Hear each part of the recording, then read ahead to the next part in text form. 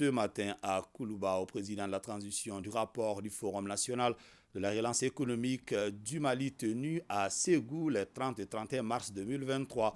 Ce rapport comporte le diagnostic des problèmes recensés et les solutions proposées pour un nouveau souffle au secteur économique au Mali. On prit part à cette cérémonie le Premier ministre, le président du Conseil national de transition, quelques membres du gouvernement et des élus de la Chambre de commerce et d'industrie du Mali, Mamari Koné et Idrissa Traoré. 9 mois après la tenue du premier Forum national de la relance économique du Mali, le rapport final est remis au président de la transition, le colonel Assimi Goïta. Le parrain du Forum prend ainsi connaissance des recommandations qui ont sanctionné cette rencontre de 2 jours qui s'est tenue à Ségou les 30 et 31 mars 2023. Pour le président de la Chambre de commerce et d'industrie du Mali, Mandiou Sempara, il faut remercier le chef de l'État pour avoir parrainé cet événement qui vise à apporter des solutions aux difficultés auxquelles est confronté le secteur au sortir d'une année éprouvante. Selon le président du comité scientifique du Forum, les assises ont permis d'aborder beaucoup de thématiques en vue de l'opérationnalisation des filières porteuses. Nous avons visité les solutions, trouvé les opérationnalités en termes d'ingénierie, en termes d'accompagnement. Évidemment, l'agriculture avec grand A, c'est-à-dire comprenant l'élevage, a été le premier domaine que nous avons identifié. La stratégie vise à ce que des entreprises s'installent dans ce domaine, que nous sortons de l'agriculture vivrière, que nous allions vers l'agriculture industrielle, qui est à la fois porteuse d'emplois, de richesses et de prospérité en un mot. Le gouvernement de transition accorde beaucoup d'importance à toutes les questions concernant le secteur privé, dira le ministre de l'Industrie et du Commerce, comme en atteste la présence du Premier ministre à l'ouverture du forum. Il a salué la résilience de l'économie malienne au lendemain de l'embargo injuste imposé à notre pays. Certains de mes confrères économistes, experts financiers ou banquiers, en sont encore aux analyses pour comprendre les raisons pour lesquelles l'économie malienne ne s'est pas effondrée au premier semestre 2022. Cependant, l'explication est tout simple.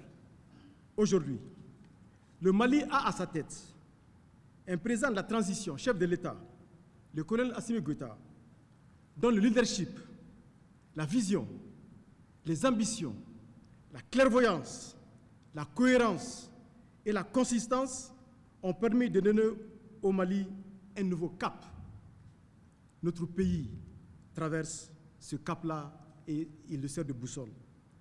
Dans un élan de renouveau, de résilience et d'espérance et surtout de souveraineté. Cette souveraineté retrouvée et assumée est fondée sur la recherche d'un développement endogène. Voilà, mesdames, messieurs, l'explication de la résilience du Mali au premier semestre 2022. Le ministre salue la tenue de ce forum qui a posé les bonnes questions, mené les bonnes réflexions et proposé de vraies solutions à la relance économique post-crise de notre pays.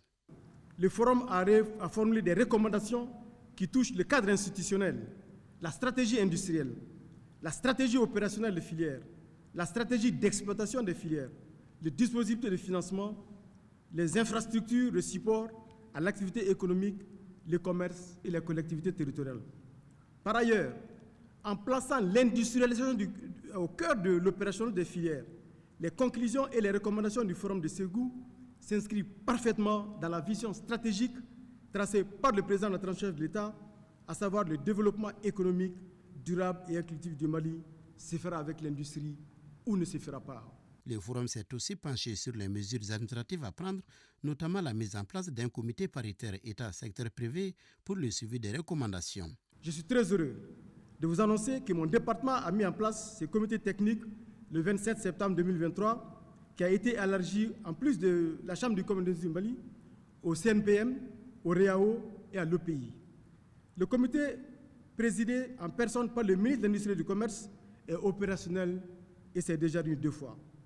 La démarche consiste à mettre sur la table toutes les recommandations des différentes entités du secteur privé pour déterminer les priorités et proposer ensuite les mesures législatives et réglementaires à prendre pour leur opérationnalisation. Le dialogue État-secteur privé est un axe prioritaire du plan d'action du ministère de l'Industrie et du Commerce. Les efforts consentis par les femmes dans la sécurisation du territoire ont été vivement salués par les intervenants, car selon eux, on ne peut amorcer un développement économique durable sans sécurité.